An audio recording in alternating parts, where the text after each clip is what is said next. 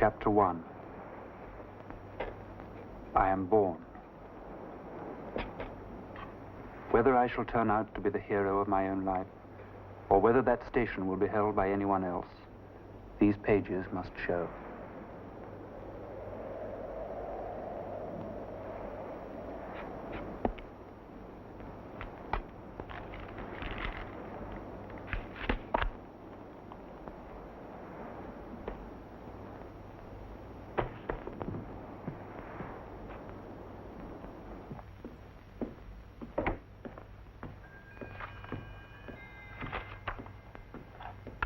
Good morning, Mr. Copperfield. I wonder if...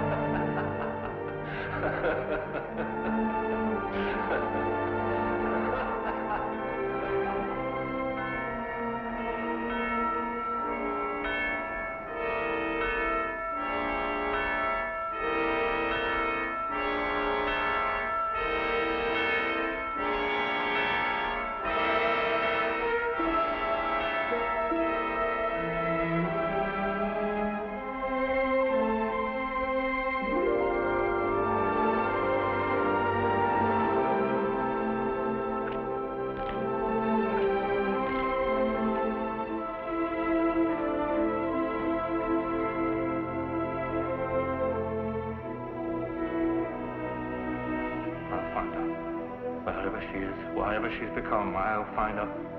I'll seek her through the world if need be. I'll find her in her shame and bring her back. Nothing will stop me. Nothing.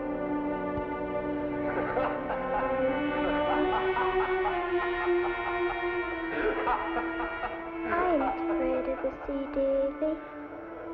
Though a cynic cruel. I'm so sorry. Davy. Daddy, don't be angry with me. Please. Dora. Don't.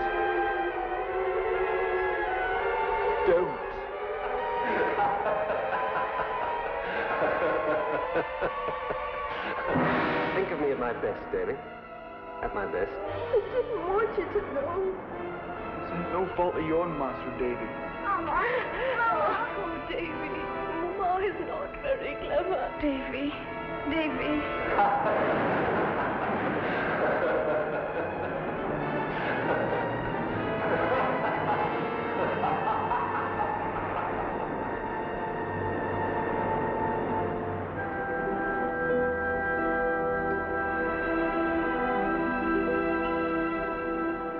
Why can't I forget the past? They're all gone, just shadows. What am I searching for? Myself. To know whether I shall be the hero of my own life.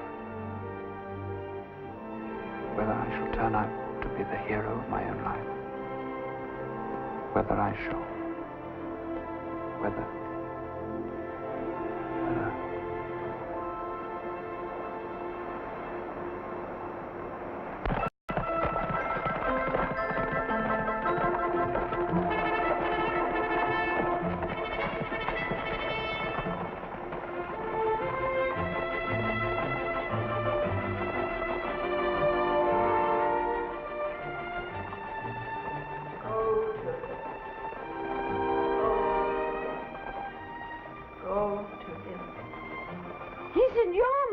Agnes, go to him. Miss Trotwood, if he's gone to Yarmouth, it's because he wants to be by himself. Stuff and nonsense. Don't I know that child? And don't I know he should not be by himself at this time, after what has happened? Then you should go. But I'm his aunt. I should talk to him as an aunt. That's not what he needs. He needs you. After all, you talked for hours together when you were children. Go and talk to him now. I insist. Absolutely.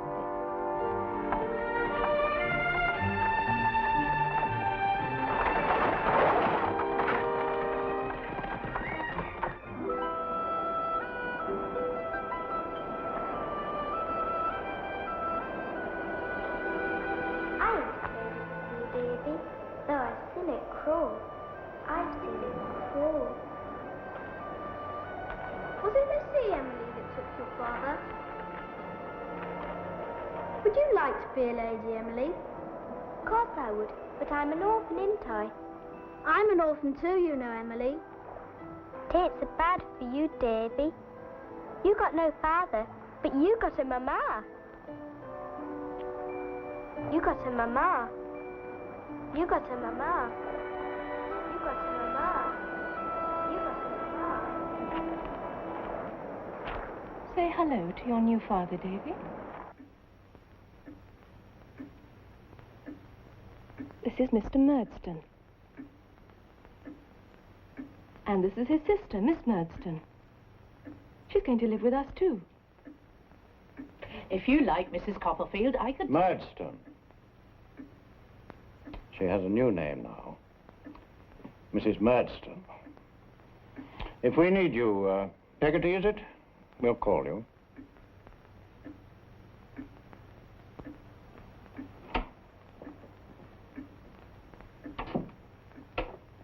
Oh, Davy, don't shame me.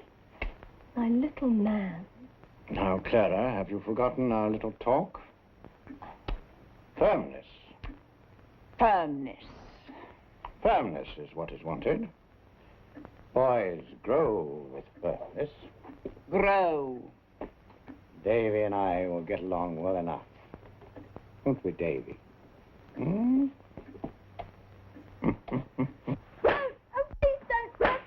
Clara, the boy must learn to behave.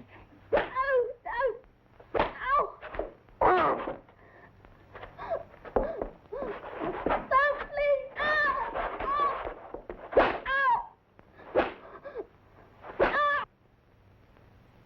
The boy's a biter, and a biter must be taught not to bite.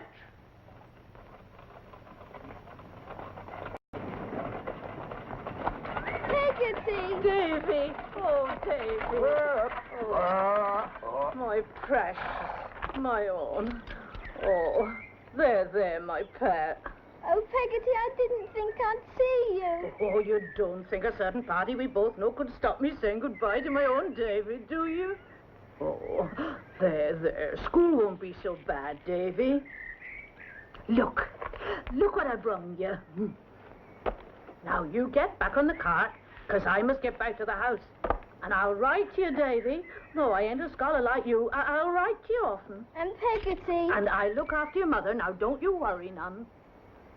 All right, Mr. Barkis, now, off you go. Right. Goodbye, Peggotty. Goodbye. Goodbye, Davy.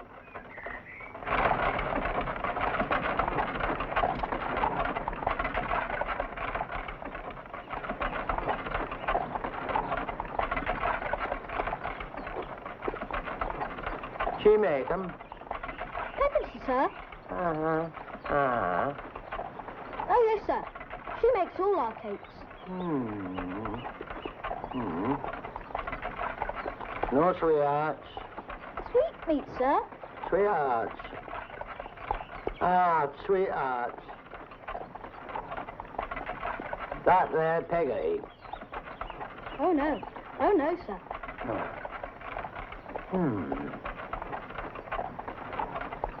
Perhaps you might be writing to her.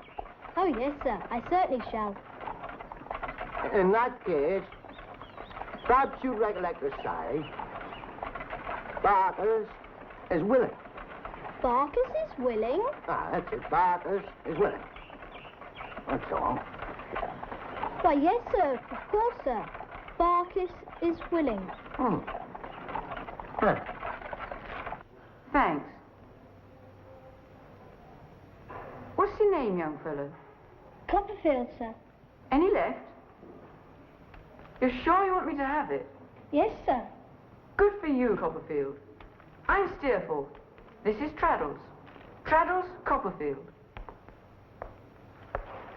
Come on. You're to see old Creakle, I suppose. What money have you got, Copperfield? 7 shillings, sir.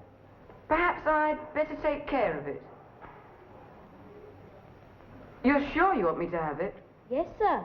Good for you, Copperfield. Perhaps you'd like to spend a couple of shillings on currant wine. Almond cake. And then there's fruit, of course. Chocolate cream biscuits. Look here, Traddles. This is his money, you know. Sorry, Steerforth. Don't worry about him. I'll look after you. Agnes?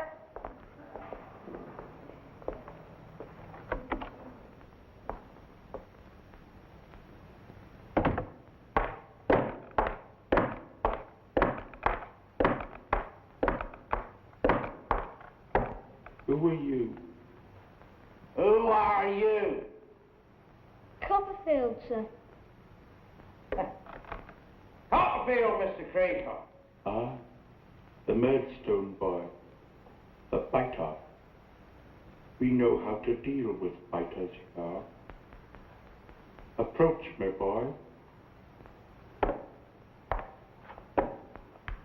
Crouch, boy, crouch.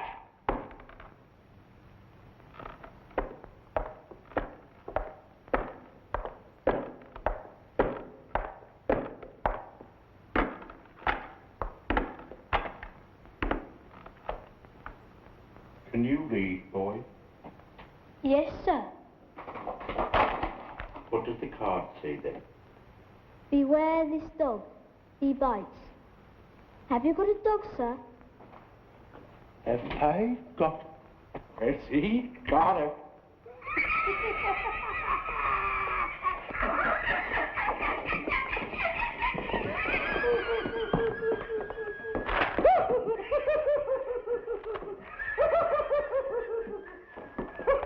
There's the dog, Mr. Tungay. There's the dog, I say. There's the dog. Now understand me, boy, because I'm a Tartar. When I say I'll do a thing, I'll do it. And when I say I'll have it done, I will have it done. I will. When I see you, I want to see the card. No matter where, no matter when. I see you, I see the card. Because I'm a Tartar boy, a real Tartar. And if I see you and don't see the card, I'll have your heart for meat pudding. Now you know me. And I know you. You see?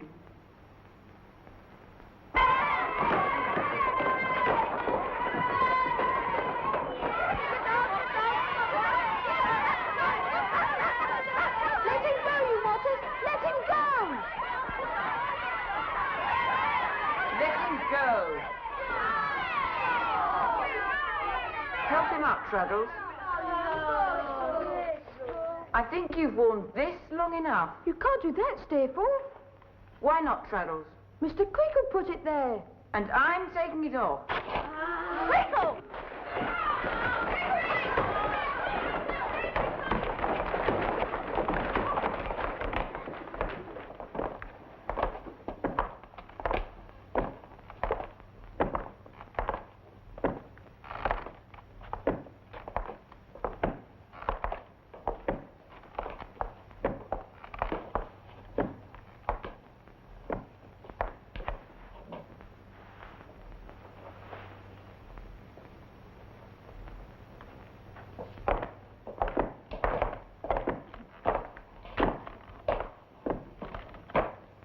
Approach me, boy. Crouch, boy, crouch.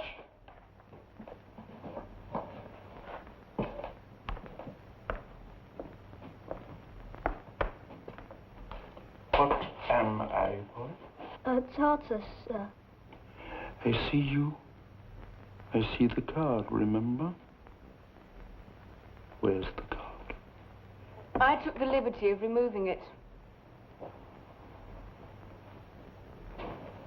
That was indeed a liberty, Steerforth. A very great liberty. Perhaps you had a good reason. I think so. Would you like to tell? Certainly. It seemed to me that this young fellow was getting a good deal too much protection from that card. By virtue of the angle at which the cane falls, the cane was not having its proper effect. Now, that is something I confess that had not occurred to me. I'm much obliged to you, Steerforth. Not at all. Back to your seat, boy.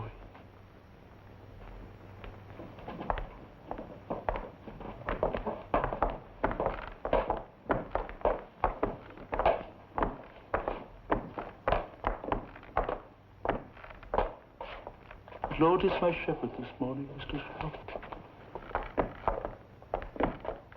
On my shepherd, Mr. Sharp.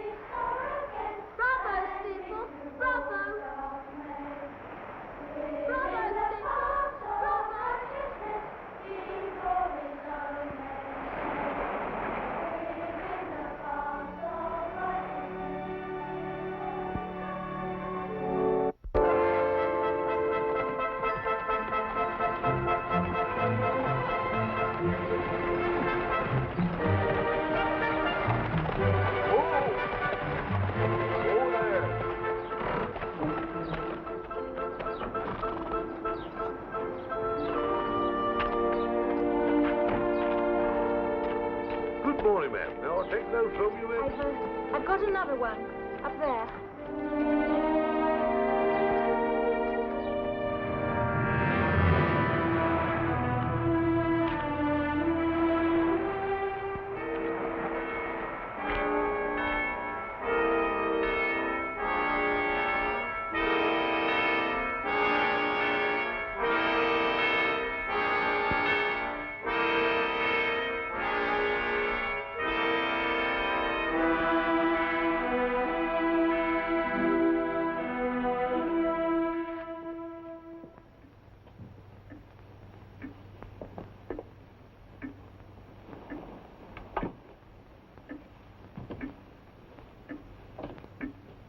Now, my baby, don't cry. Peggotty's here. Everything will be... That's enough. Your services will not, of course, be needed here any longer. I believe you have a brother in Yarmouth. I suggest you go there. Oh, but, sir... Out. You know where to find me, my love. I'll always be there.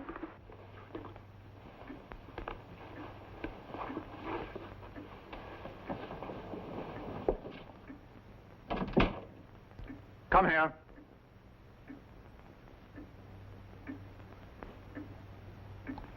I've been thinking about you since your poor mother is no longer with us. It is my unfortunate duty to do that alone. Education is costly. And even if it were not, I am of the opinion that your character would be better formed in a struggle with the world at large. Stubbornness won't do. It needs to be crushed. I intend, therefore, to put you to work. Your school days are over. You have heard me speak, no doubt, of the wine merchants, Murdstone and Grinby. We have our warehouse in the city of London, down by the river. We use a great many bottles in the course of our business and employ a number of boys to clean and polish them. I see no reason why you should not be one. You will work from 7 in the morning till 8 at night. Your lodging I have provided for.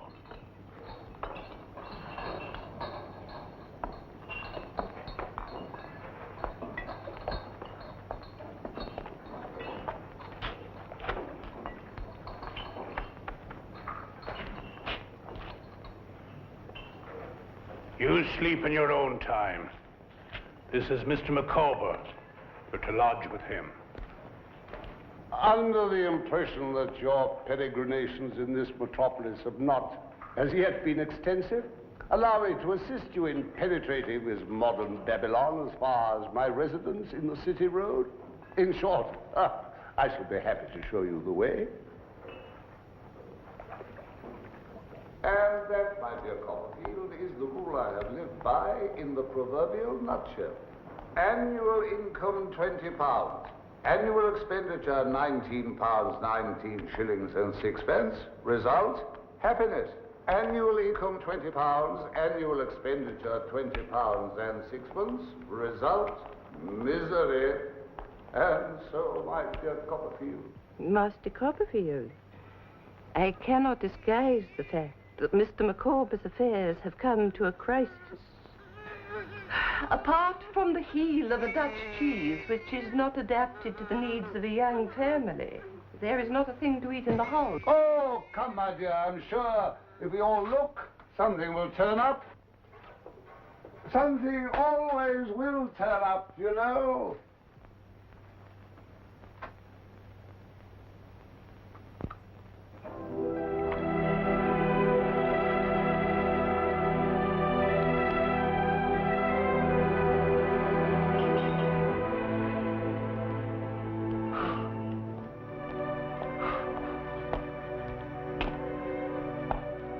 There's a Mr. Mortimer to see you. He's down there. Make it quick.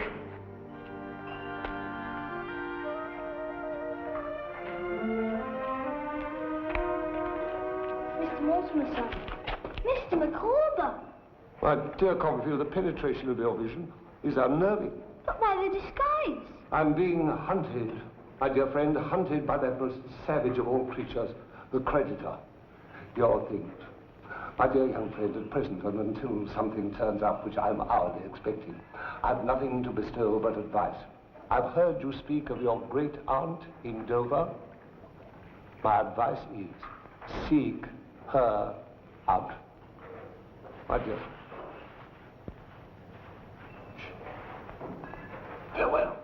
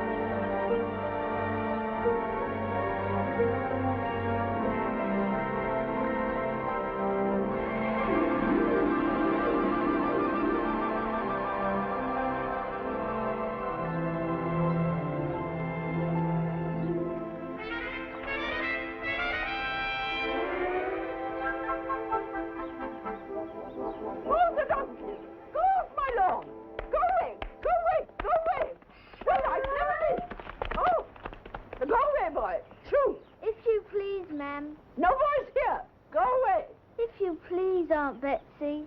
Eh? I'm your nephew. What? David Copperfield. Oh, Lord. What, of Blunderston in Suffolk?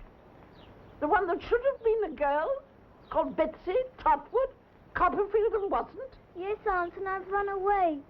Since my mother died, they've beaten me and put me to work. No, stop that crying. Stop that boo-hooing. I won't have it. Do you hear? I won't have it. Yes, Aunt. What on earth am I to do with you? Ran away, you say? Well, look at you. Look at the state you're in. Mercy on us. I don't know. What's somebody to do? Oh, please, don't send me back, Aunt. No. Listen. A decision cannot be altered at the sound of a child's crying out at all. Absolutely not. So now be quiet. I must think.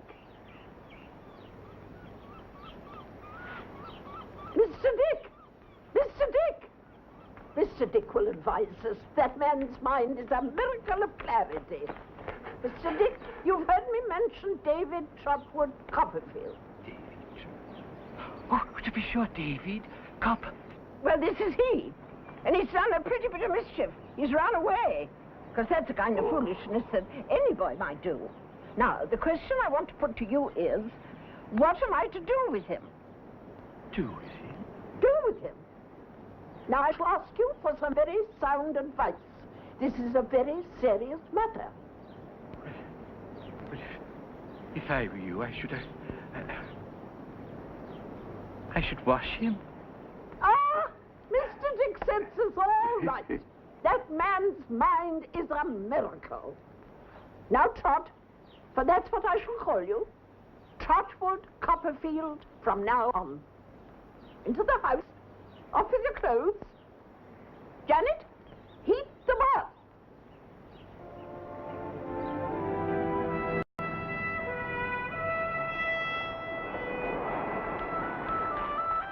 Hello, David. You shouldn't have come, Agnes. You shouldn't have come.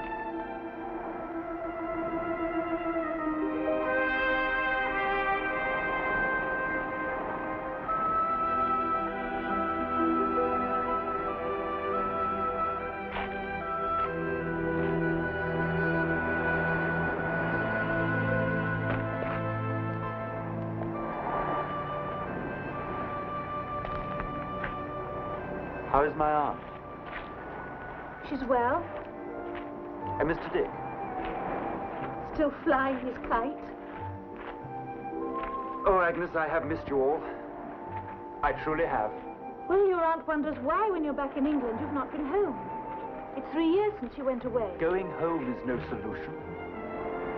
I can't think, I can't write anymore.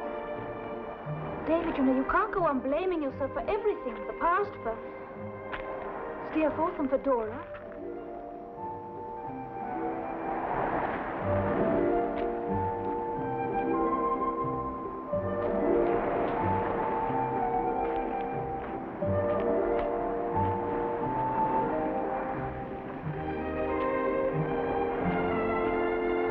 All those years when your Aunt Betsy sent you to live with us. You called me your little sister, remember? Well, we used to be able to talk to each other then. It's all a nightmare, Agnes. Yes, but sometimes it's better to expose a wound to the open air.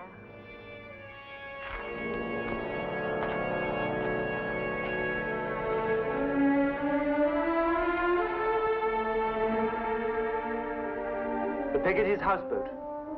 What's left of it? It all started there, festered there, and destroyed itself there.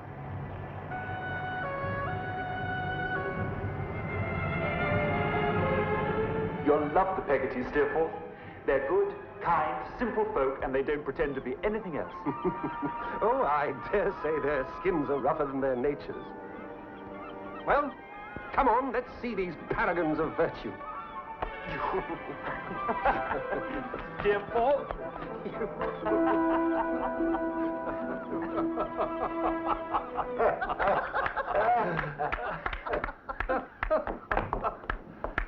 Davy! Peggotty. David, my old Peggotty. Master Davy! Boiled lobster, that's what I am if this don't top everything. Mr. Peggotty. And Emily. Little Emily. Goodness, how you've grown. Are you both grown? Welcome, Master Davy. Ham. It's good to see you. Oh, this is good. And who is that sitting there so quiet behind you? Huh? I bet you don't recognize that Holden, Barkis is willing. I still am. Hello, Master Davy. Hello, Mr. Barkis. Well, stat me if we ain't the rudest of them all. Here's Master Davy brings this young gentleman down to see us, and we leave him standing there like a fish out of water. Then a fish must have more than one element, Mr. Peggotty, for I feel perfectly at home. That's kindly said, sir. Steerforth, I am sorry. Not another word. This is my old school friend, Mr. Steerforth. Oh, leave me do the honors, Master Davy. Mr. Steerforth, those who are welcoming you to our home is as follows. My sister Clara, her husband, Mr. Barkis, my Emily, and my nephew Ham. And my plain self, as is called, Daniel Peggotty. And very glad I am to know you. Come now, sit you down, sir. And you too, Master Davy. Because I've got something to tell you. It just won't keep inside of me a moment longer. How you two gentlemen come to be here on this day of all days, I'll never know. For if it ain't the brightest of my life, I'm a shellfish. Boiled, too. This here little Emily, as you see a blush in here just now, sir, ain't my child. I never had one. But I couldn't love her more if she were. You understand? I do, indeed. And this great tarpaulin of a chap is standing there beside her and has known her since a child from living in the same house with her. What's he gonna do but lose his heart to her? Uncle Daniel. No, Emily, come back. Go fetch her back, Ham. Emily. Loses his heart, I say. And she's accepted him? Just before you come in. And 2 years, mind, after he first asked her.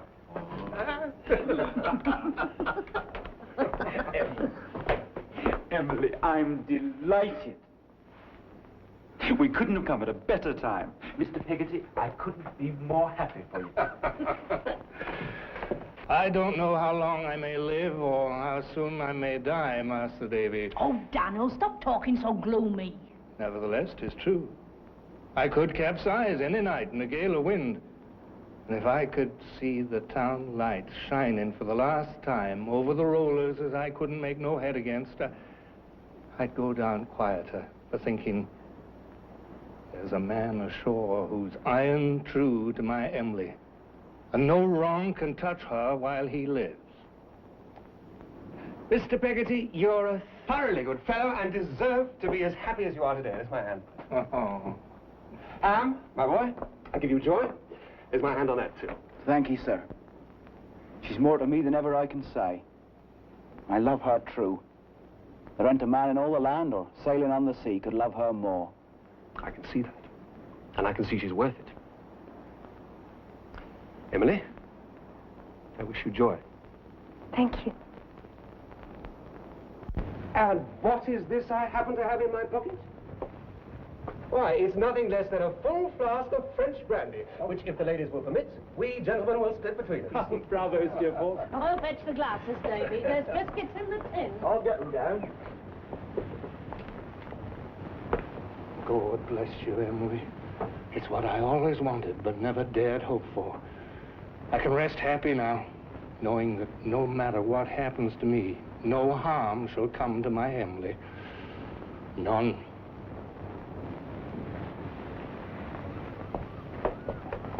Mr. Peggotty?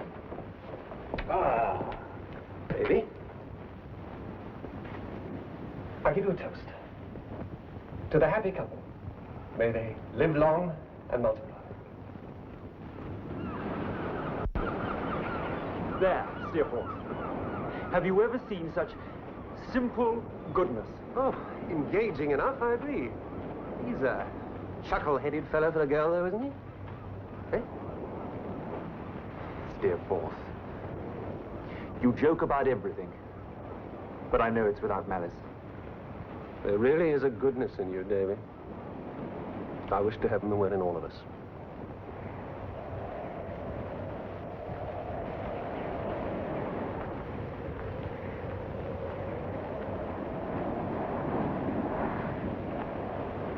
Agnes Wickfield, friend. What are you? A saint on some errand of mercy? No, David. Why really did you come? Your Aunt Betsy was worried about you. After all that had happened, your strange letter. Aunt Betsy. You should run, Agnes. You're a fool to stay. Do you want me to leave? No. No. Then talk to me about it. About the voices you hear and the faces you see. Tell me. They haunt me, Agnes. And yet it's as if I wanted them to. Wanted them to punish me for all the things I'd left undone. Undone? What else could you have done? I could have loved Dora more. And Steerforth less. Yes, that you might have done. There was no truth in him from the start. It seemed so plain, and yet you worshipped him. Why?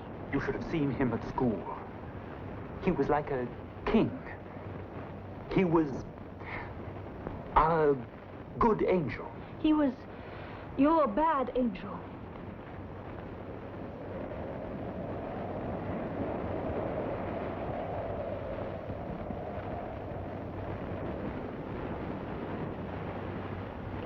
It's cold.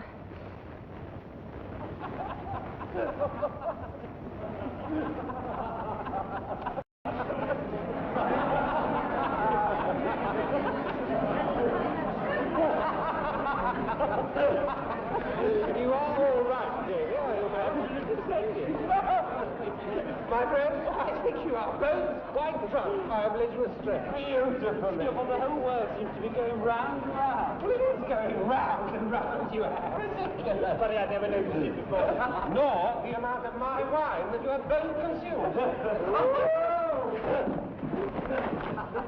Why, Master Copperfield.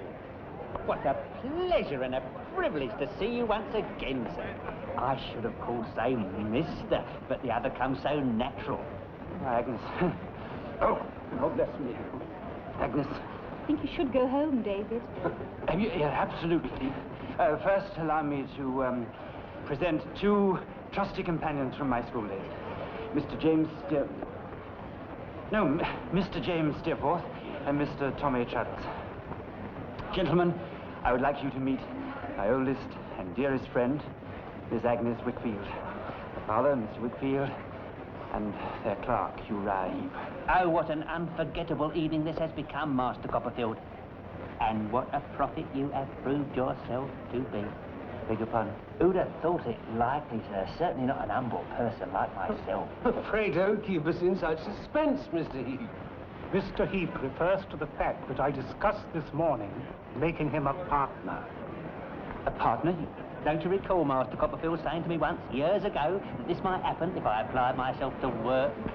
When a person is humble, Master Copperfield, a person treasures such things up. Well, congratulations. You're not quite so humble as you imagine. I am very humble to the present moment, Master Copperfield. But Wickfield and Heep, could it ever happen? Well, if you will excuse us, I think you should go home, David. Yes, if you will excuse us, Master Copperfield, this has been a truly memorable evening. Who on earth is that curious creature? It's Uriah Heep, a cringing villain, if ever there was one, who will stop at nothing until he has the Wickfield under his thumb. I'm afraid for her, Steerforth. Afraid for Agnes. Heep, you cringing villain, we defy you! Do you hear me? Defy you! Steerforth, wait for me. Me too, Heep! I can hear you, Heep, slinking through the night, you slimy creature. Found you at last. Look out, Heep, I'm coming. You're mad. Heep, we defy you and all your cringing villainy. We definitely do, Heep. We defy you.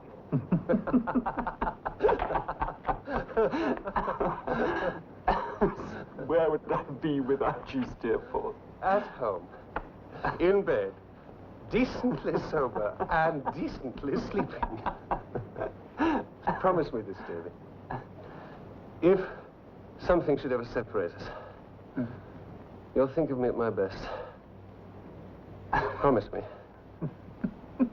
Promise me. You have no best for me, Steerforth, and no worst. You are always equally loved.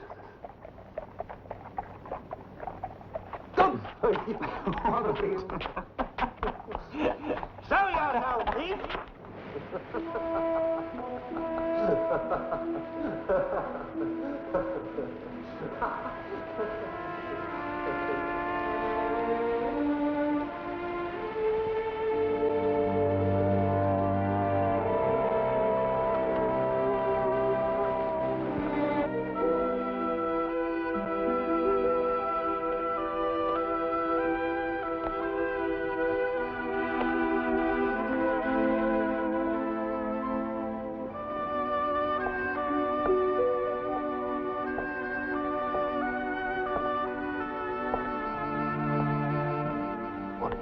Want the truth. About what? About me? About my life? What is my life? Is it just a series of accidents, or is there a deeper meaning to it all? My childhood. Steerforth. Dora. So secure in her own fragile world, I should have left her there. Left her there. And Steerforth, with all his talents, life unrolled itself for him like a red carpet every step of the way. Except the last. Why?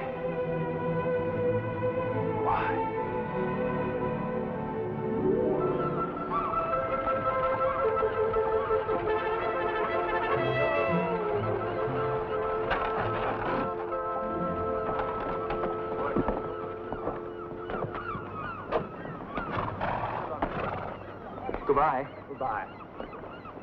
Copperfield! Steerforth! I didn't expect to see you here. Oh. I came down to sail my boat. You like her? Bought her a few weeks ago. Come for a sail. No, I can't. I've come down to see Barkis. He's dying. Yes, I've heard. Come with me. We can talk as we go. Well, they'd all be there, and I'd feel out of place. Oh, nonsense. All right, but let me sail you down. It's a long way round. Come on, climb aboard. All right, I will.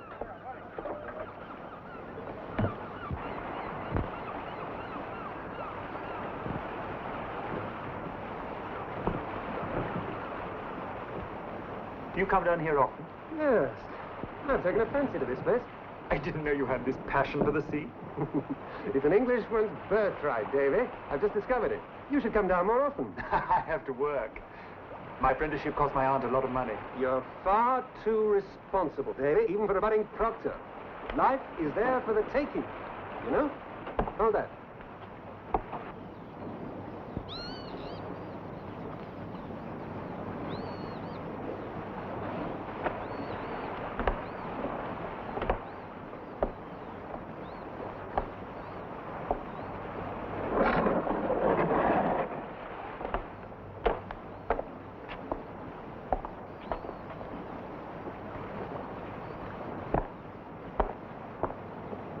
Pretty name, isn't it? Yes.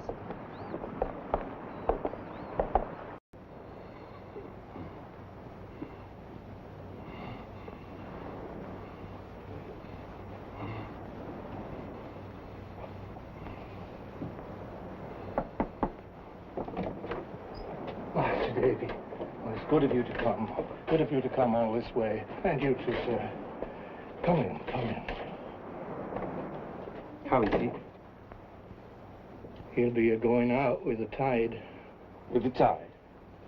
People don't die here along the coast until the tide's pretty nigh out. They don't get born till it's pretty nigh in. Not properly born till it'll flood. Welcome, Master Davy. Mr. Steerforth.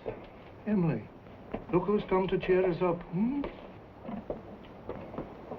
She can't bear the sorrow of this, Master Davy. She's taken it harder than all of us, excepting Peggotty, of course. You're too tender a heart, haven't you, my beauty? Ham, look after your intended. I'm going to tell your aunt that Master Davy's here. Will you have a chair, Mr. Steerforth? Thank you.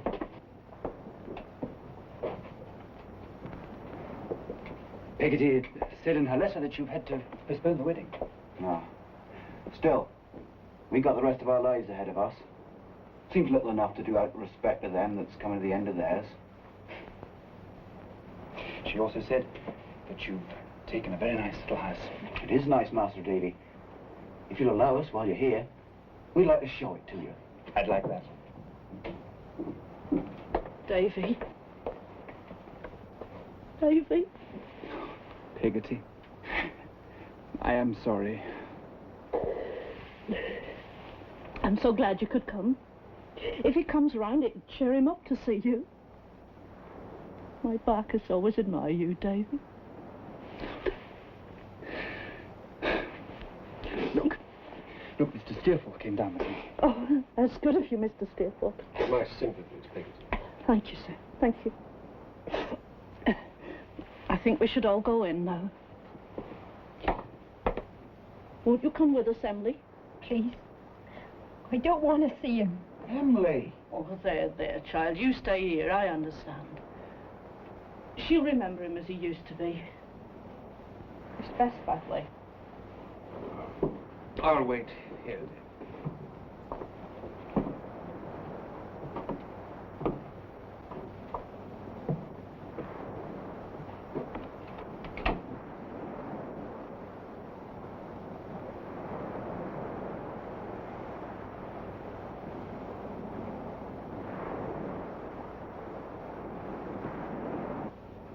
The tide is a-going out.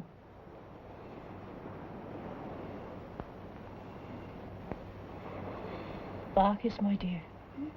Here's my own dear boy come to see you. My dear boy that brought us together, that you sent messages by. Barkis. Barkis. No better woman. No better woman anywhere.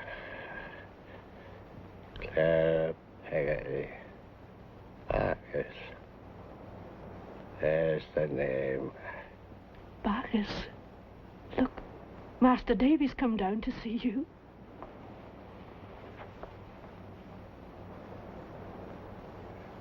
Perhaps you might be writing to her. Yes, Mr. Barkis. I should be writing to her. Barkis is willing. Barkis is willing.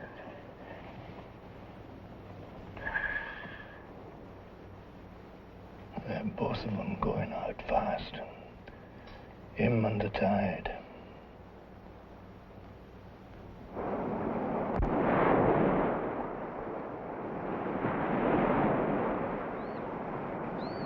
What do you see there? You come on me like some reproachful ghost. Did I call you down from the stars? No. Up from hell. I wish to God 1,000 times I were your poor Daniel Peggotty or his chuckle-headed nephew. Anyone but me. I wish with all my soul I'd been better guided. I wish with all my soul I could guide myself better. Steerforth, what is it? Nothing. Nothing. Fancies, that's all. I'm heavy company for myself sometimes. Barkis is dead. The sun sets every day for someone. We must ride on. Rough shod if need be, smooth shod if that will do. On and on, over everything, win the race. What race is that? Why, the one we're all in. The one we enter from the start. I'm going back to the inn. You joining me? You don't need joining, Davy. I've never known anyone so well put together as you.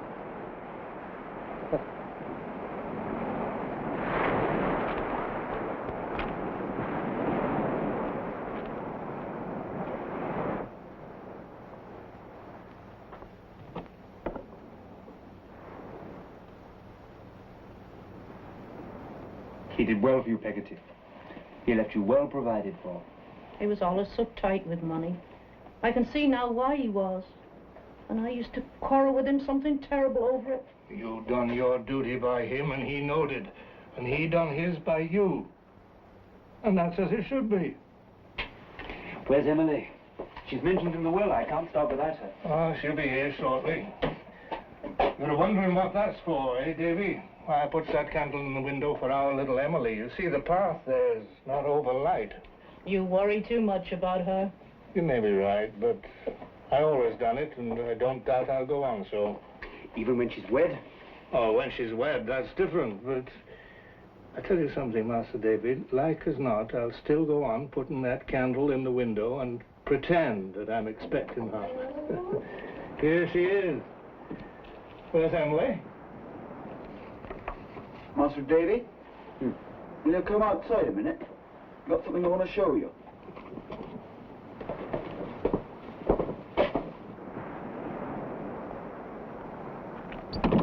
Well, Ham, what's the matter? Where's Emily? She's gone. Gone? Gone where? She runned away. She left it.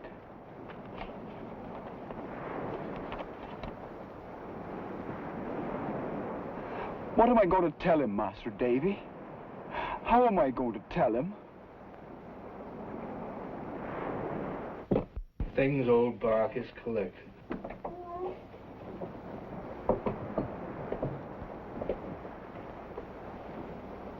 What is it?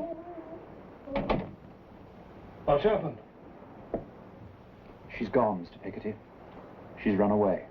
No. Emily? My Emily?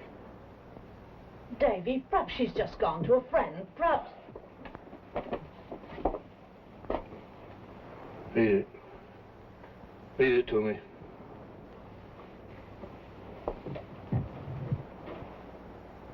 When you who love me better than I deserve see this, I shall be far away. Oh, if you knew how my heart is torn. If ever you that I have wronged so much that never can forgive me could only know what I suffer. Tell Uncle that I never loved him half so dear as now. Don't remember how affectionate and kind you have all been to me. Ham, don't remember we were ever to be married. Love some good girl who will be true to you and worthy of you, and know no shame but me. When I leave you all tonight, it will be never to return unless he brings me back a lady. God bless all.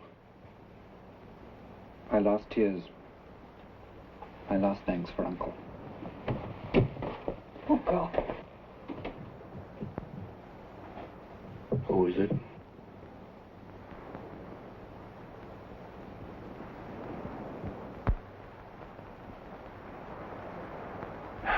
I want to know his name. Master Davy, go out a bit. Let me tell him what I must. Steerforth. Steerforth. This ain't no fault of yourn, Master Davy. I ain't a laying of it to you. Steerforth. He done this to her. Scheming viper. Told her tales of what he'd do for her. Filled her head with fancies, not caring what happened to her, excepting he got his way. Where are you going? Gonna sick my niece. I'm gonna sick my Emily. Daniel, there's nothing you can do now. You know what she'd become when he finished with her. She's lost. I want that candle lit every night. If any harm should come to me before I find my Emily, say to her, the last words I left her was, I forgive her. I'll find her, wherever she is, whatever she's become. I'll find her. I'll seek her through the world, if need be. I'll find her in her shame and bring her back. Nothing'll stop me. Nothing.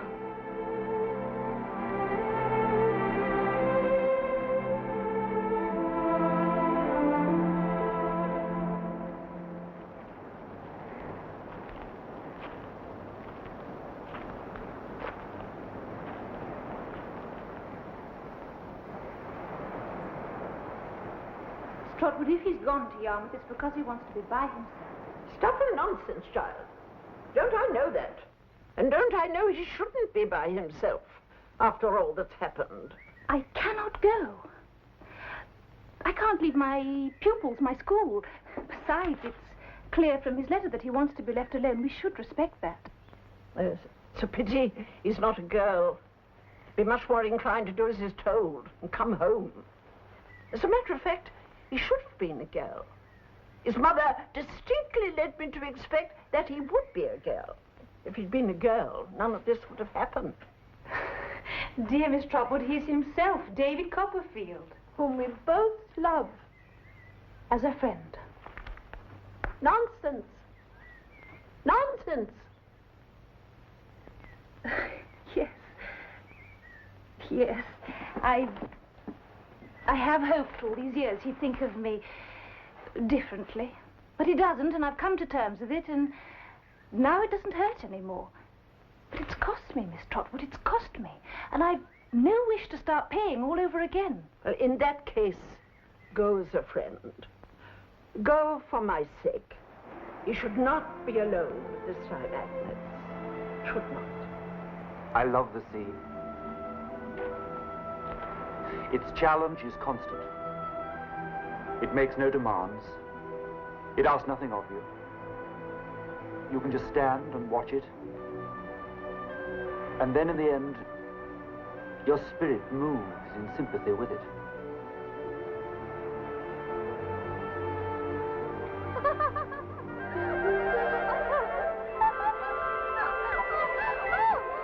They're so young.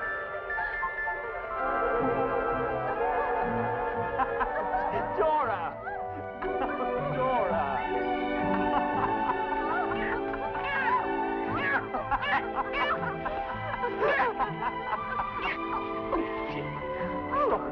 Naughty, Jippy, naughty.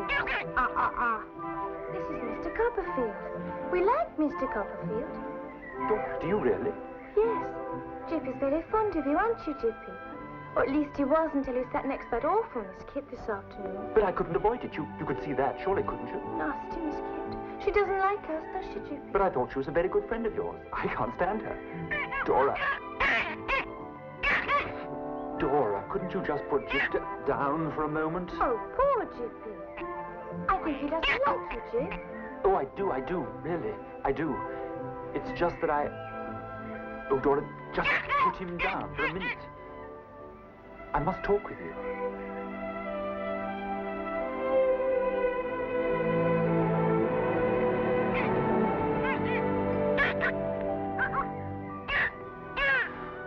Dora, I love you. Jip! I've loved you so completely and for so long I need you. I want you forever. Jip. If you say that you don't love me, I don't know what I'll do. Jip. Please, Dora. Tell me that... Jip. Tell me that you love me. Ow! Oh, Josie. Yes. Yes.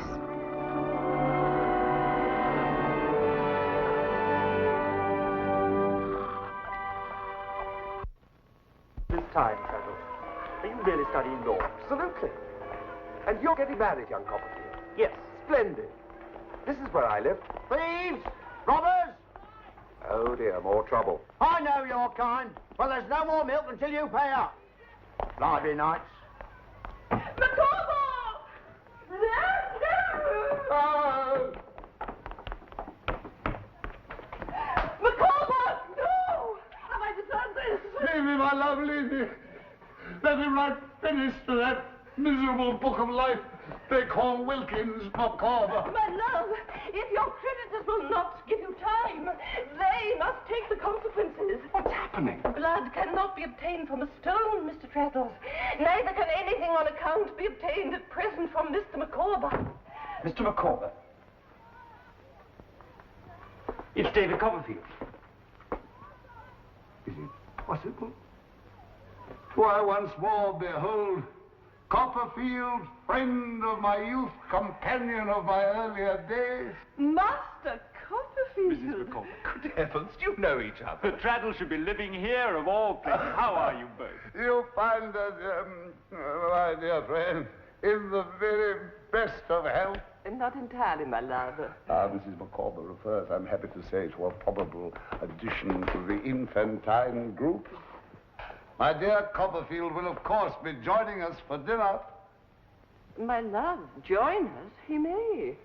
But as for dinner, we'd all be better off joining someone else. My dear Copperfield, this is luxurious what it is to have an aunt in Dover.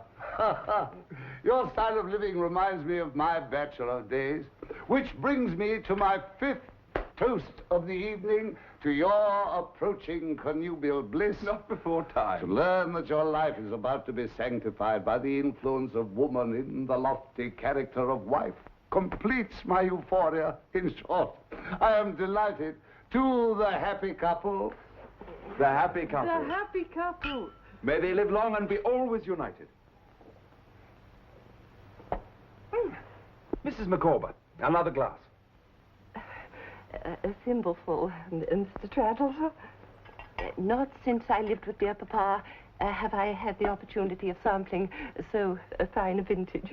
My love, I detect a note of sad regret in that remark. Micawber, have I deserved this? I, who never have deserted you, who never will desert you. Pray, Mrs. Micawber, don't distress yourself. No, Miss Spenlow. It's of no use asking me. I never will desert Mr. Micawber, never. Mr. Micawber, what line of business are you in at present? I'm engaged, my dear Copperfield, in the sale of corn upon commission. A gentlemanly avocation, but hardly remunerative. A situation that Mr. Micawber is about to remedy. Is that so, Mr. Micawber? My dear, there are times when one needs to take a pause, to fall back, so to speak, to take what can only be termed a spring. Absolutely. You find me, dear friend, fallen back for the spring. I'm about to make a most vigorous leap. In which direction? My dear Traddles, the responsibility for the profligate waste of my talent lies with society. I shall make that waste known to society by the simple device of advertising it in the newspapers. I shall challenge society to set that wrong to rights. Throw down the gauntlet, as it were, and say, in effect, show me who will pick it up. Let the party immediately step forward. Aunt Betsy, what are you doing here? Well, I'm ruined, Trot. I'm ruined. That's what I'm doing here. I've lost everything. I've nothing left in the world except what you see. Well, God help you now, Trot, for I no longer can.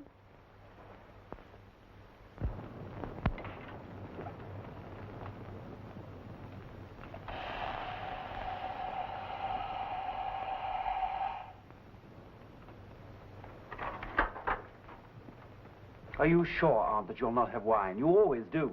Wine is too expensive, Trot. We must stick to ale from now on. Now, tell me everything that has happened. Well, really, there's not much to tell.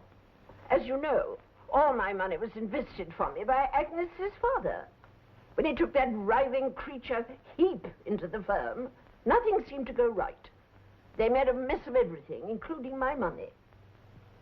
I shall make an end of my apprenticeship and try to get back the money you had to pay.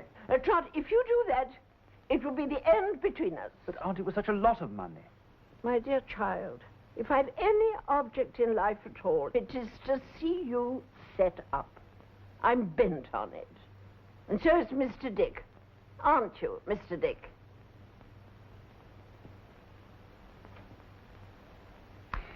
Well, then, I shall find other work.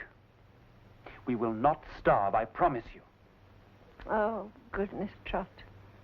If that foolish child, your mother, could see you now, she'd cry her eyes out. She'd be so proud of you. But then she always was a baby. She cried at everything. Now, tell me, how is your newfound love going to take your newfound poverty? His nose is definitely warm, Dodie.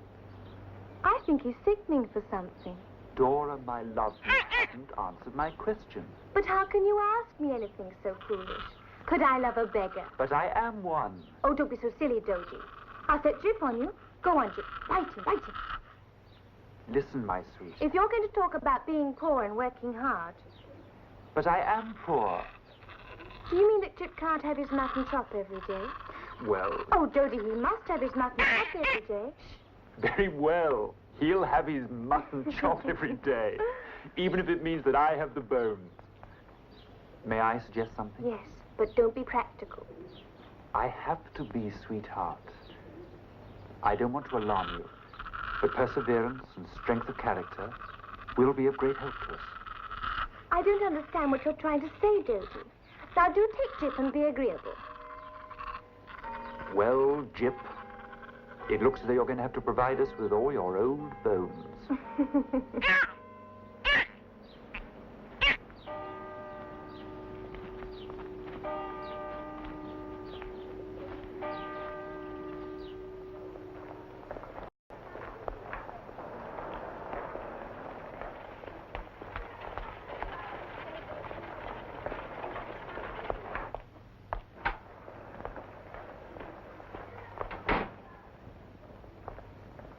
Would you tell Miss Trotwood that her nephew has come for her?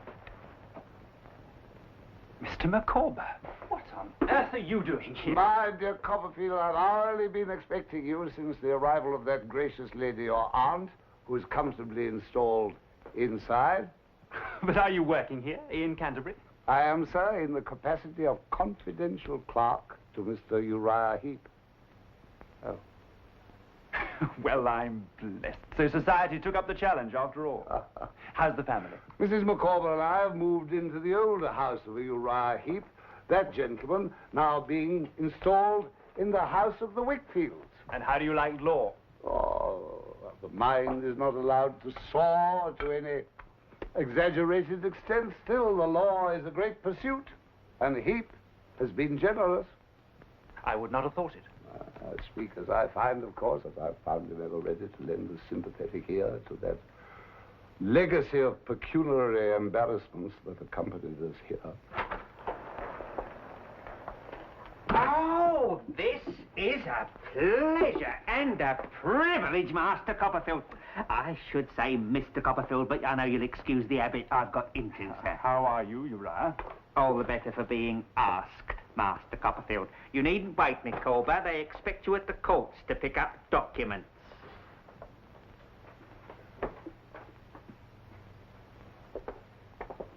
What a tragedy has overtaken your aunt, Master Copperfield. I was sickened to hear of it. Oh, we shall survive. I hear you've moved into the Wickfield's house. Yes, so much more convenient. I occupy your old room, you know.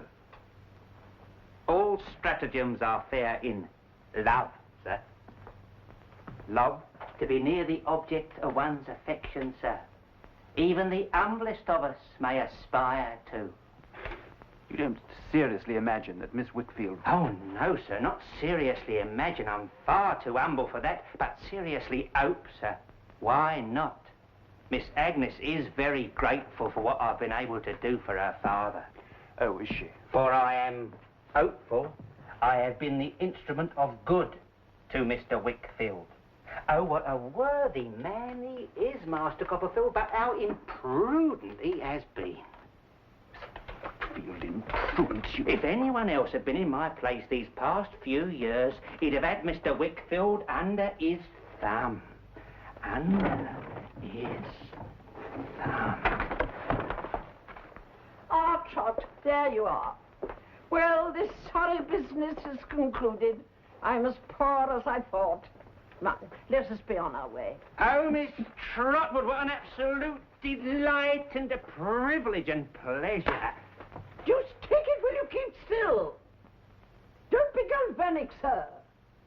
If you're an eel, say so. If you're a man, control your limbs. Good God. I will not be serpentined and corkscrewed out of my senses. I do most humbly beg your pardon, Miss Trotwood. Did you have Miss Trotwood sign the conveyancing deeds for the cottage? No, I'm afraid I... Dear, dear. Forgetful, aren't we? Top drawer.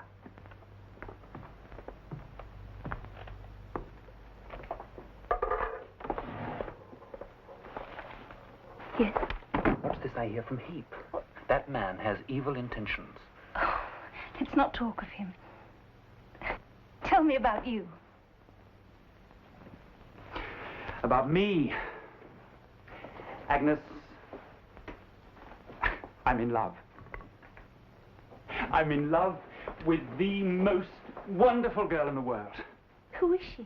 Her name is Dora Spenlow, and I want you to meet her as soon as possible and tell me what you think of her. Why will it make any difference? No, I just want to hear you go into raptures about her. Oh, David, I am so happy for you. We're ready to leave, Trot.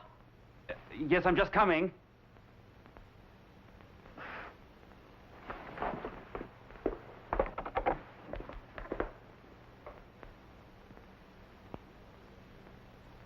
And thereto have given and pledged their troth either to other, and have declared the same by giving and receiving of a wing, by joining of hands. I pronounce that they be man and wife together, in the name of the Father, and the Son, and the Holy Ghost. Amen. God the Father, God the Son, and God the Holy Ghost, bless, preserve, and keep you. The Lord mercifully with his favor look upon you, and so fill you with all spiritual benediction and grace, that you may so live together in this life, that in the world to come ye may have life everlasting. Amen.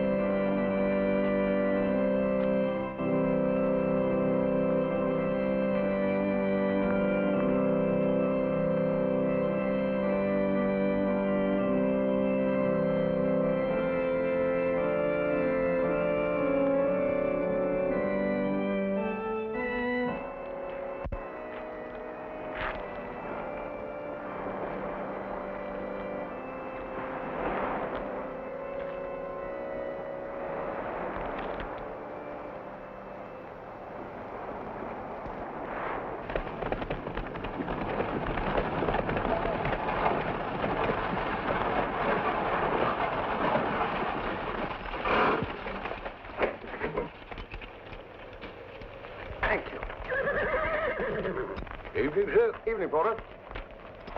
Evening, John. Evening.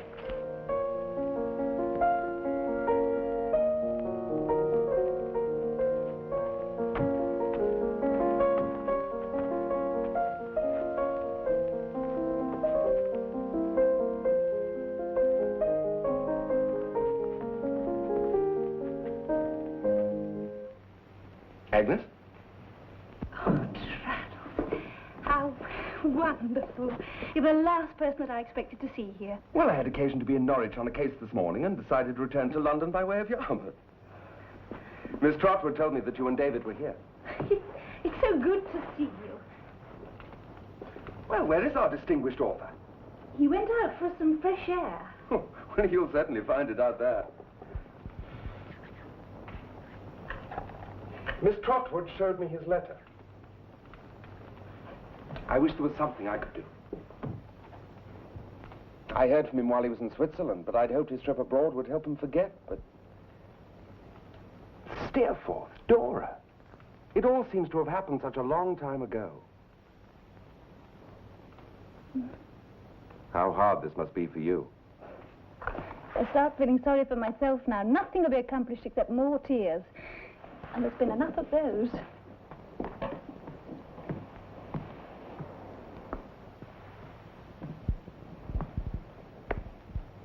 Does he know you're in love with him?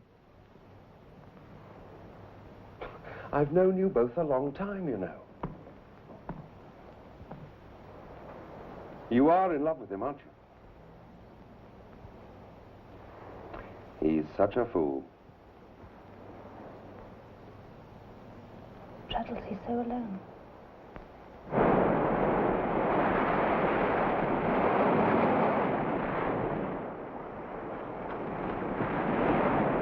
You're wondering what that's for, eh, Davy? I put that candle in the window for our little Emlyn. You see, the path ain't overlight or cheerful out there after dark.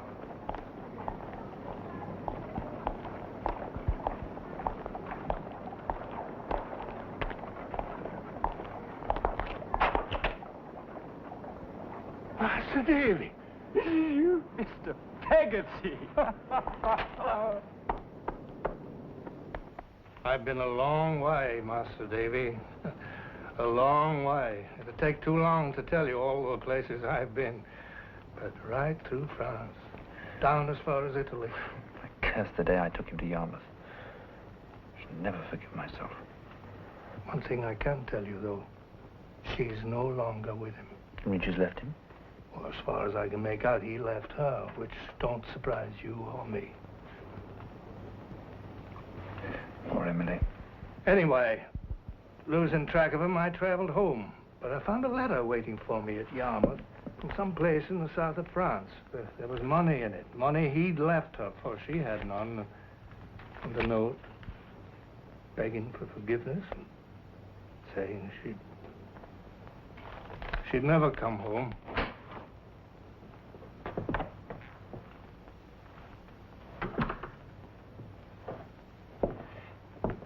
Where do you think she'd go? It's hard to say, but what I think is she might find herself here in London and... Well, it ain't no use disguising, Master Davy, what's most likely to happen to her. Well, Master Davy, what's your news, eh? Mine. Well, I'm married. God bless me, there's a thing. Married, are you? Yes, and we're expecting our first. Then you oughtn't to be sitting here talking with me, but be home along of her. Come on now. It's done me a power of good seeing you, Master Davy.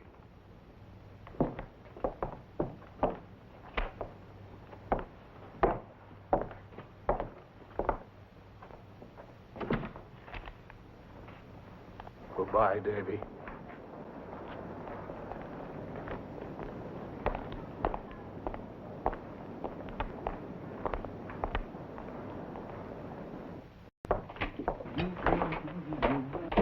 Jip!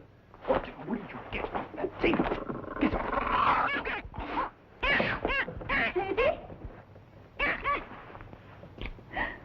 My sweet, you must keep Jip off the table. It's unhealthy. Oh, I do try, Dodie, but he's such a naughty little thing. Cold supper tonight? Oh, no. Lamb chops baked in the oven and roast potato. I don't smell anything cooking. I don't think Marianne started it yet. Oh, Dodie, don't be cross. Dora, this won't do. It really won't. It happens every night. You must speak to her. Oh, no. No, Dodie, don't ask me. But you must. It's your house. But you know she never listens to me. She will never have any respect for you if you... The Micawber. You may show me the door, if you wish. Mr. Micawber, what a... Sir, I'm a straw upon the surface of the deep, tossed in all directions. Are you in debt? Mr. Copperfield, when I was in debt, I could look my fellow man in the face. Today, when I enjoy a superfluity of sufficiency, I and my fellow men are no longer on those terms. Madam.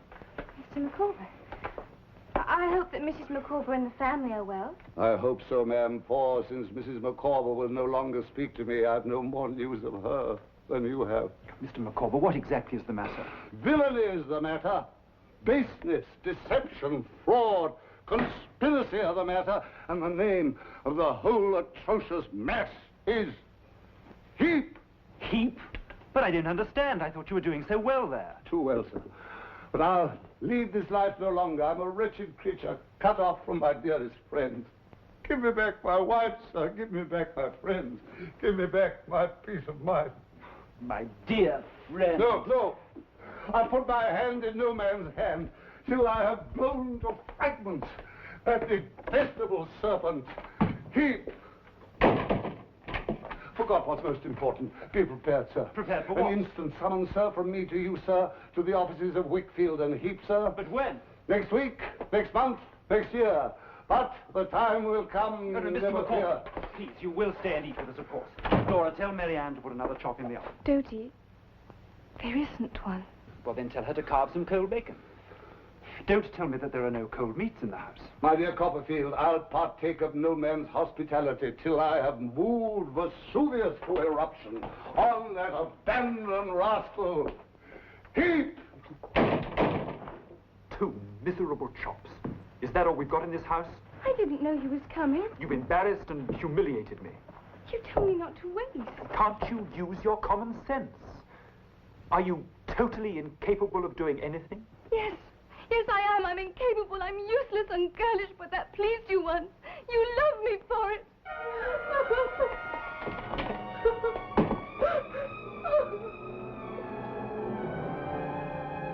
You're incapable, Clara. Now, give Jane the keys to the house. I tried. Clara, you're pretty, as everyone knows, but thoughtless too. And the house is not your strong point. Now, give Jane the keys.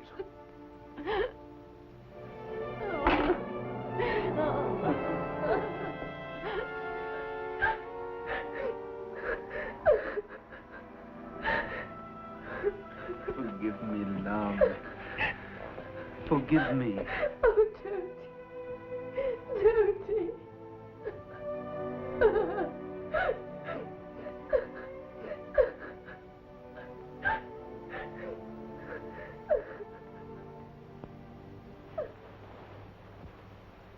David, I'm off to bed now. Shall I see you in the morning before I leave? Yes, of course. I'm sorry. Nonsense. Good night, Agnes. Thank you.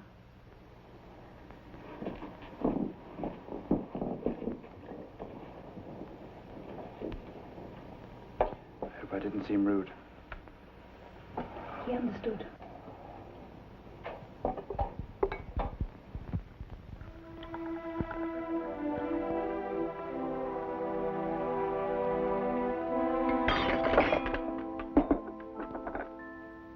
True, I married her because she was pretty. Because she was weak and helpless. And then I wanted to change her. Why? Why? Because all my life I loved and hated what was pretty and what was useless. Oh, Dodie. Oh, Davy. Loved and hated the careless, irresponsible world of Steerforth and Dora, yes, and even of my mother.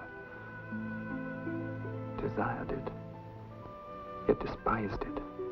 The pretty shape without substance, the tinsel people of the world who glitter for a while, yet fall to pieces when you touch them. Dodie. Oh, Dodie, I'm sorry. I'm so sorry. Yes, I even wanted the child that was born dead, in the hope that it would change her, make a woman of her.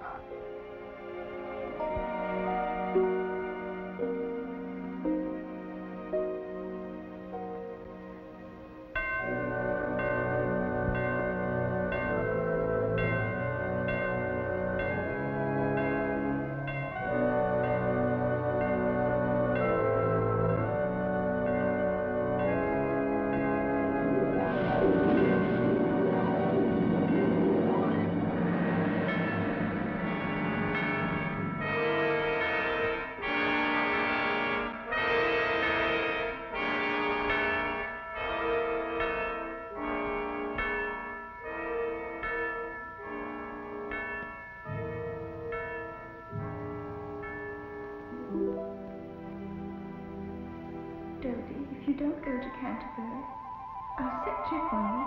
I really will. Please, Dodie. Mr. Micawber is expecting you.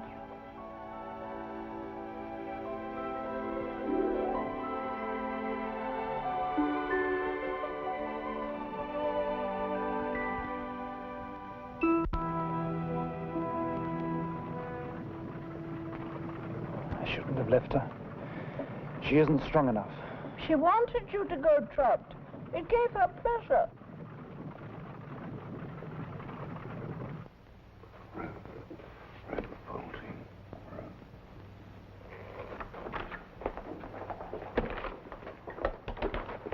Mr. Micawber, we are here.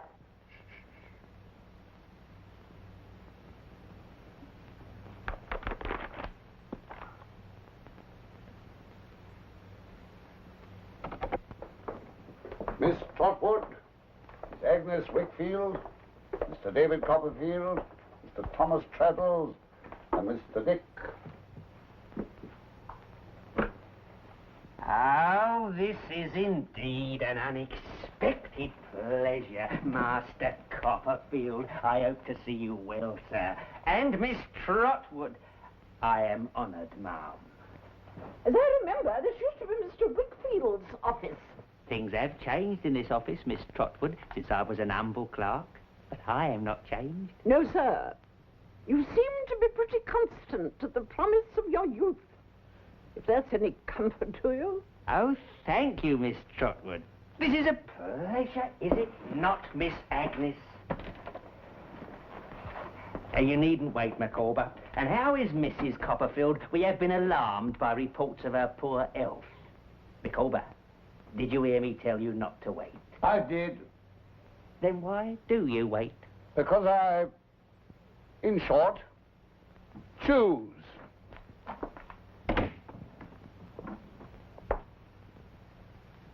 Oh,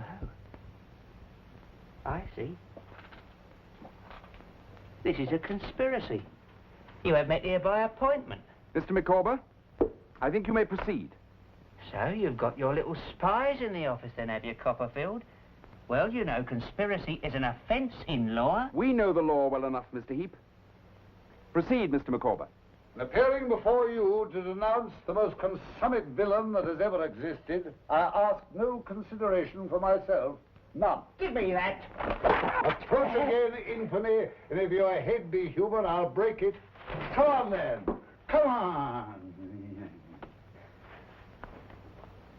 The emoluments, in consideration of which I entered the service of Heep, were of such infinitesimal size that I was compelled to obtain from him a series of loans, which were given to me on condition that I perform certain services in connection with the falsification of the books. Liar! At first, overcome by the pressing need to provide for my rising family, I entered into his little schemes. However, as I slowly began to comprehend the full nature, scope, and significance of his Machiavellian dreams, they became so revolting to me that I decided to expose them. You shall prove this, you Copperfield. Ask Heep, Mr. Traddles, who lived in his house after he left it. You did, you fool, and still live there. Ask Heep, Mr. Traddles, if he ever kept a notebook. Ask Heep if he ever burnt one, and if he says yes and asks you where the ashes are, refer him to Wilkins Micawber. You found nothing. Nothing. Nothing? You recognize this, then, you heap of infamy? A memorandum of your crimes in your own hand. My charges against this Heep are as follows. First, obtaining Mr. Wickfield's signature to documents of importance, representing them to be documents of no importance. I have kept for Wickfield his name and reputation. Second, with systematically forging the signature of Mr. Wickfield to enter his books and documents in sundry ways and fashions. I have kept for Wickfield his very house and home. A page of trial signatures written by Heep and carelessly consigned to the rubbish bin. Third, that Mr. Wickfield has been for years deluded and plundered by Heep, as an examination of the real books of the firm will show.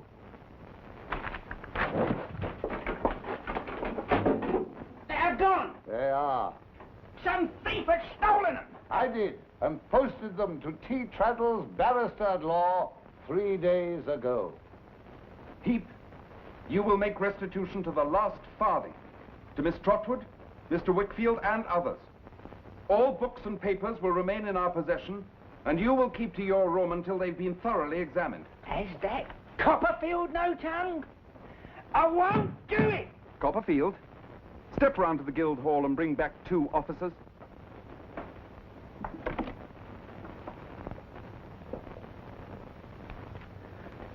Mr. Dick, would you be so good as to take this Heep and see that he stays in his room until we're ready for him?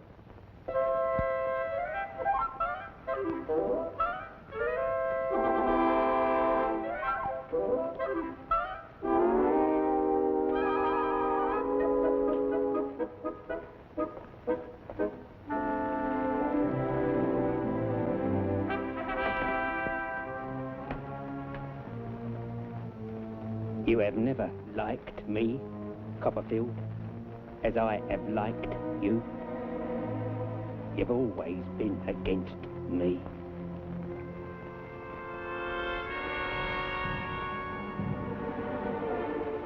Micawber, I'll pay you.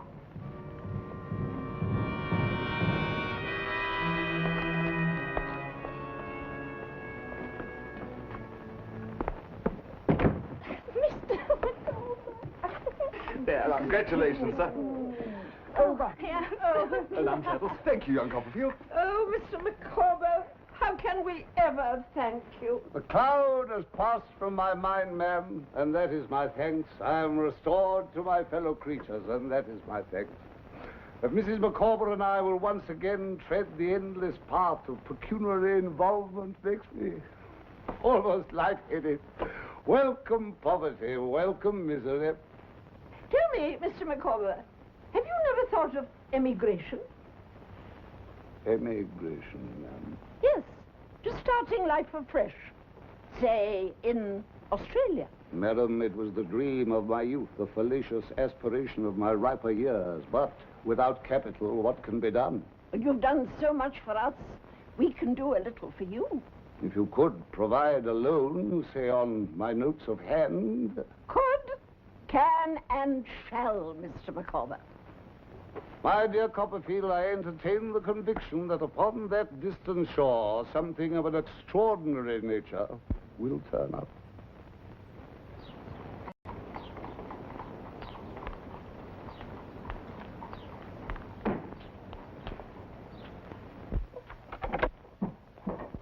Dora! Sweet! And you promised you wouldn't come down. I'll fetch the doctor, Trot.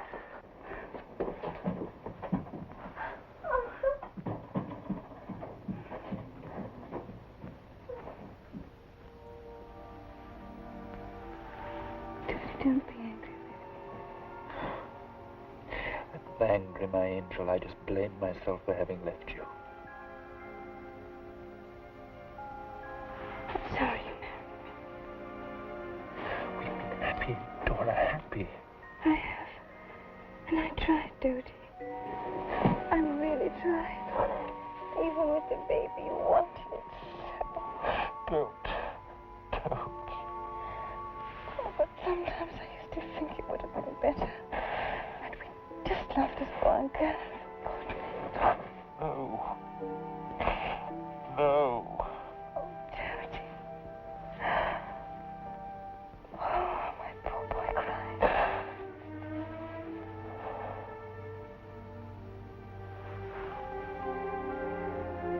I want to speak to Agnes.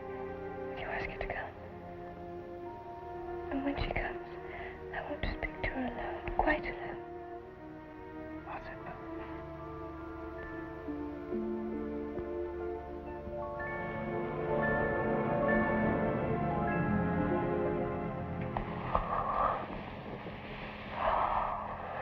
Dodie, how I have loved you.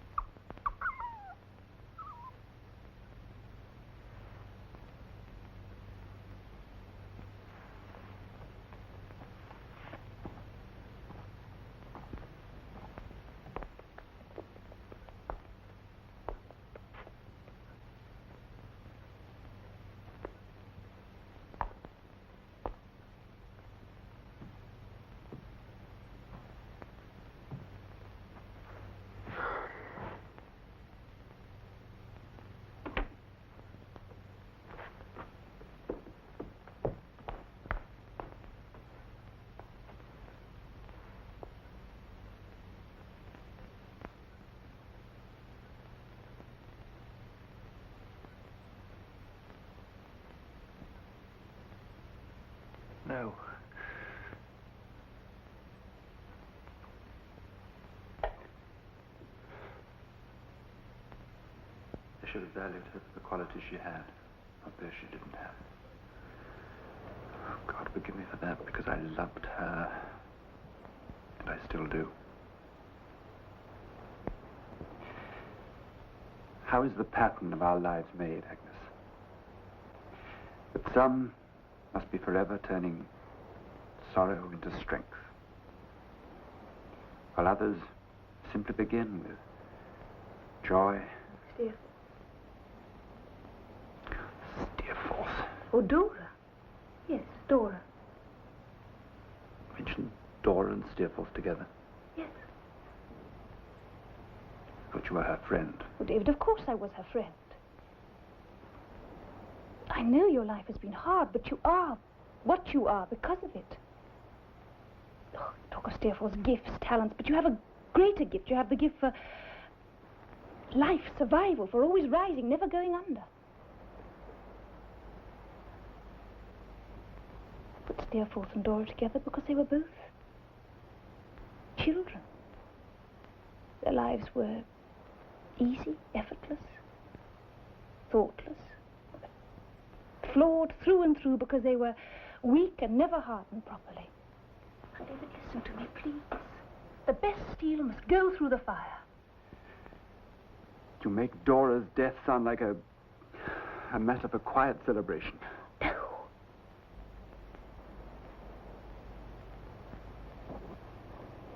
What good can come from Dora's death?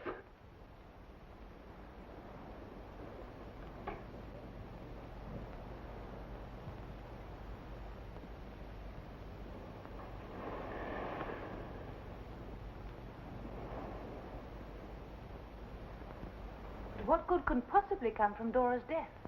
No one loved that child more than I. As pretty, as warm, as good-hearted a creature as you'd meet this side of the grave. But she was not for him. Not for David Copperfield. And he was not for her. They would have found it out before long. They were on the point of finding it out when she died. Had she lived, that marriage would have turned into an arid, sterile union that would have poisoned both their lives and made them miserable ever after. Now, he's free. He can remake his own life, if he will. Poor Dora. Well, she's gone. And that's the end of it.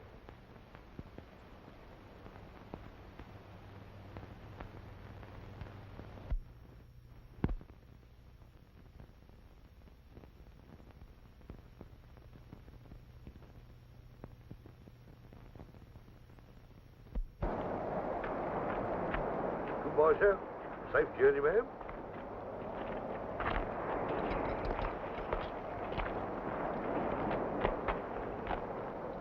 Well, goodbye, young Copperfield. Remember your friends miss you. Of course, we can't get along without you, you know, but, well, we'd rather not. I wish with all my heart you hadn't come. Now I wish you wouldn't leave. I shall be in Dover if you have need of me. I have need of you now. Agnes, there's something I've always wanted to ask. What did you and Dora speak of the night she died? That was between us. God bless you, David.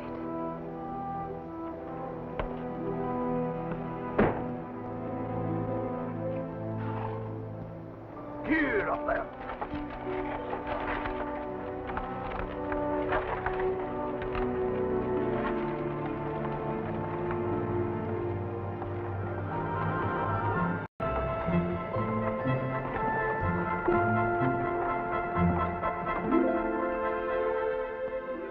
Promise me, Agnes, you'll take care of David. Promise me. For I know you have loved him. Yes, loved him. For I know you have loved him.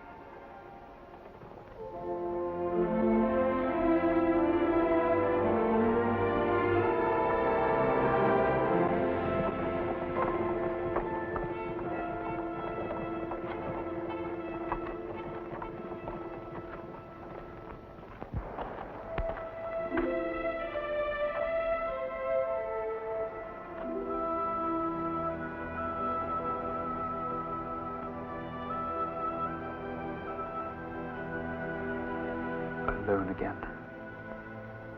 Walking the beach, watching the sea. Will I always be alone, buried somewhere under all these memories? To know if I may be the hero of my own life or forever its victim.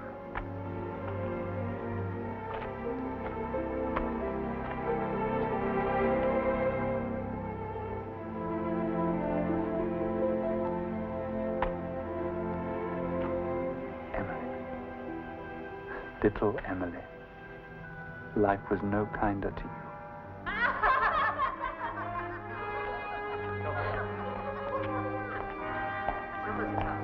Mr. Peggotty, it won't be her, you know. Maybe. But I've been on a score of journeys like this one, and there'll be a score of others. One more ain't going to make no difference.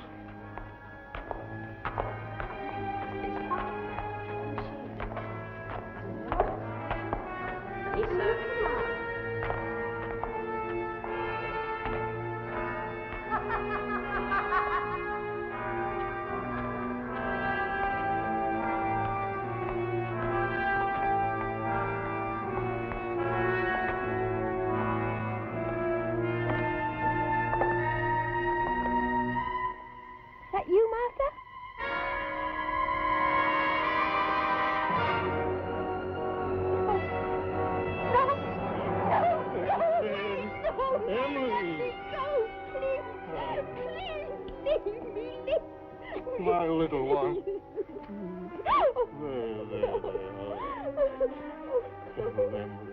I didn't want you to know. Oh. I didn't want you to know.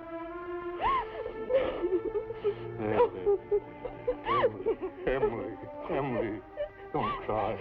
You're better off leaving me, Uncle Dan. I can't go home, you know that. I know it, and I've thought on it. And we're not going home.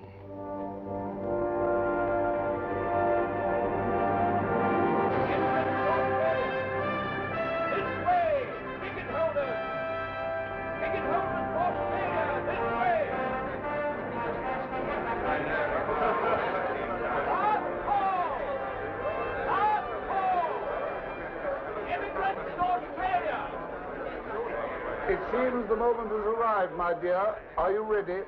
Quite ready, my love. Every blessing and success, Mrs. Micawber. I feel confident, dear Mr. Copperfield, that Australia is the legitimate sphere of activity for Mr. Micawber. I'm certain of it. I do not as yet allude to the governorship of the colony, merely to the right opportunity. I only hope that the journey will not prove to be too tedious for you. My dear Copperfield, you provided us with delightful company, a young lady who will be a comfort to Mrs. Micawber, and a man after my own heart, an old sea salt, with whom I can discuss the proper navigation of the vessel. Perhaps even drop a word of advice in the ear of the captain. We shall, sir, if need be. You know, Copperfield, I have a distinct presentiment that something of an extraordinary nature is about to turn up. Micawber, the luggage. Yes, how do you do? Come along, little one. Good luck.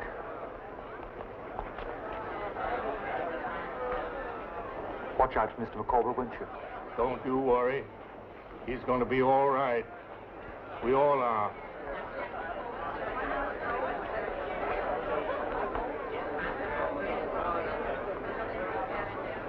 Well, Emily? You've done this for me. I know.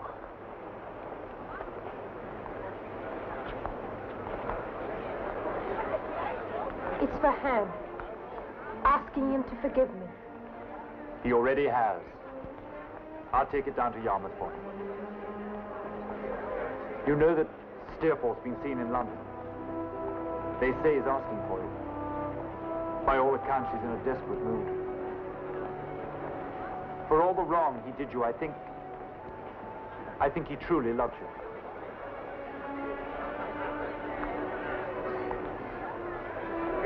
Edward only may use the bars to praise them.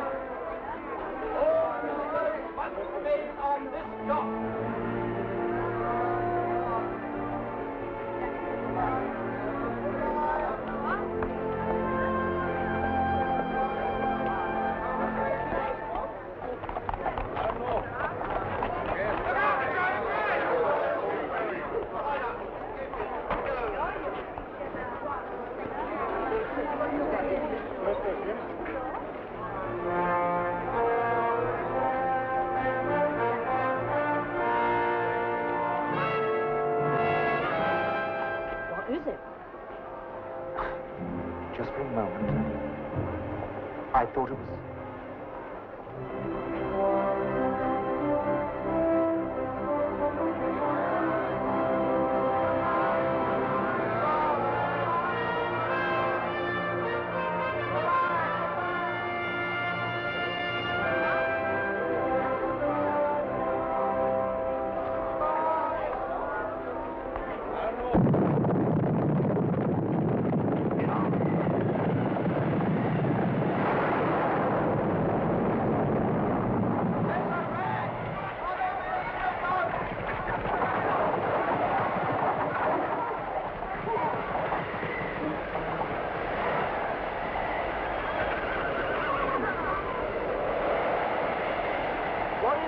It's a wreck, Mr. Copperfield, it's a wreck. Some fool took a boat out.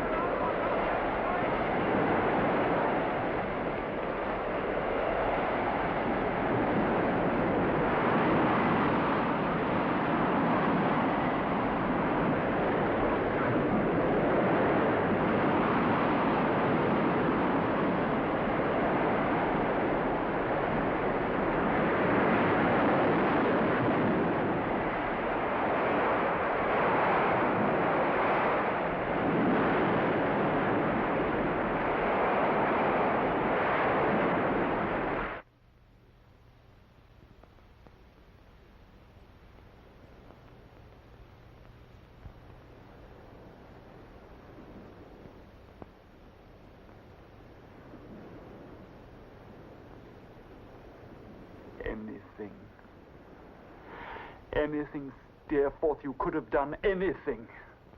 reach the stars.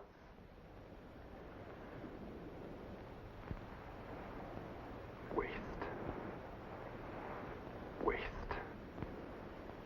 Waste or waste. Life asks more of us, demands it. It's not enough to be talented, Steerforth, or beautiful, Dora, or even simply loving. Yes, Mother, or even simply loving. We must be strong, or else the gifts that God sends us into the world with will just fade and wither in the first cold wind that blows on us. The gift for life. The best steel. Must go through the fire. Yes. Yes. Chapter 1. I am born. Whether I shall turn out to be the hero of my own life, or whether that station will be held by anyone else, these pages must show. To begin my life with the beginning of my life, I record that I was born on a Friday at 12 o'clock at night. It was remarked that the clock began to strike and I began to cry simultaneously. In consideration of the day and hour of my birth, it was declared by the nurse, first, that I was destined to be unlucky in life, and secondly, that I was